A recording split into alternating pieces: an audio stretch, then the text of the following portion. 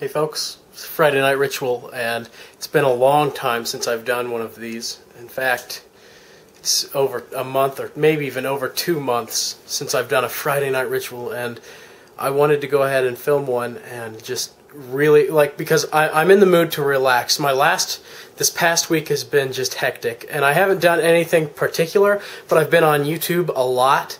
Not posting video, I have posted a few videos, but posting the videos isn't what stressed me out. It's the constant keeping in touch with everyone and then doing everything else that I've been doing along with that. Like just being around family and being busy. It's really just worn me out. And so tonight I'm really exhausted, and it's the end of the week, and I'm celebrating it with Boboli Pizza. I'll show you. It's the thin crust.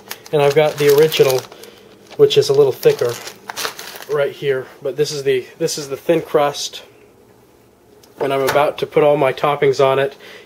Drink some Diet Coke, use some sharp cheddar cheese and some mozzarella, with a little bit of pepperoni that I have, and some roasted garlic Parmesan sauce. And I'm really excited about this evening. I don't know what movie I'm going to watch yet. I've got to look through what I have and what I haven't seen in a while. But I promise you it's going to be something that's very good, something that's very entertaining. I'm in the mood to just sit back and relax. And if you can hear that noise, it's just the sound of silence. And I'm not in a depressed mood and by any means, but I'm definitely in a somber mood. I'm in the mood to just sit in my chair, watch a movie with no noise, no distractions, and that works really well because no one is here, no one is around me. I'm perfectly alone tonight. So this night has worked out more perfectly than any Friday Night Ritual for probably since I've been in Utah, and that was almost over a year ago. It's been a year now, so I mean it's been a long time since I've been able to have a perfect, quiet Friday Night Ritual. And thinking about it, during the Christmas season I might have had one. Everyone had been away, and I filmed one then, but this is going to be a good one. So I hope you enjoy it, and we'll go ahead and show you the pizza when it's done. I'm going to go ahead and fix it. I'm not going to show myself fixing it. You're just going to have to watch that part of the video. I don't want to show fixing my pizza, and that's all I'll say. I'm so tired. I'm rambling. Can you believe it, folks? I'm that tired. So continue on, and we will show you what happens next, which is going to be me eating delicious pizza and you wishing that you could be eating pizza also. Well, I'm ready to cut the pizza, and I actually picked out the movies fairly quick, so it's all coming together quite nicely. There is the pizza. And I spreaded some cheddar over the mozzarella, and underneath the mozzarella there is another layer of cheddar and sauce and pepperoni. So I also put some basil, some sweet basil, and what else was that I put in? Parsley. Yeah, I put some parsley in it. So we're ready to eat the pizza, and I'll show you the movies momentarily. Well, we're officially getting into this now. We're in the thick of what Friday Night Ritual is, and I'm laying back in my chair, and I've got my glass of Diet Coke here. I didn't get any wine tonight. I wasn't in the mood for wine this evening. I don't know why. Like I said, I'm just really tired and I want to relax, and I thought, you know, Diet Coke would be enough of a stimulant to keep me up and to keep me relaxed and enjoying the movie. And as you can see, I have Boboli Pizza right here. It looks really good to me. A piece of pepperoni came up from underneath when I was cutting it. Well, it's always, you can taste the garlic from the pizza, and it's really good. I really suggest that all of you try Boboli Pizza. You need to cook it, and when you do, I would ask that you post it as a video response to this video or any of my Boboli Pizza videos, and then in turn tell Shane Jensen about it. Shane Jensen is the friend of mine who introduced Boboli Pizza to me, and by any means I'm not going to copy Shane Jensen and say you know, Boboli Pizza, you know, I started this, everyone should make it and share it with me, your videos. I will give credit where credit is due. Shane Jensen is the one who started this, and oh, there's a lot of garlic in that. A lot of season. I put just a pinch of salt across the top of it. So you've got a little bit of a salty taste and some pepper, some basil, and some parsley.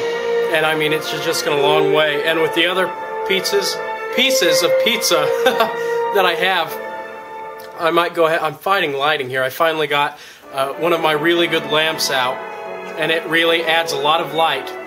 And so I'm really proud of that. And I'm using my tripod, and I'm doing this in HD. So this is professional, and I hope you enjoy it because I'm really going to that extra length for you. And the movies we're going to be watching tonight, if you don't know already, because it's on the screen and you can hear the music. I hope you can see the screen all right. I know sometimes it looks a little funny. Yeah, you can. I don't know. It's so big. That's what she said.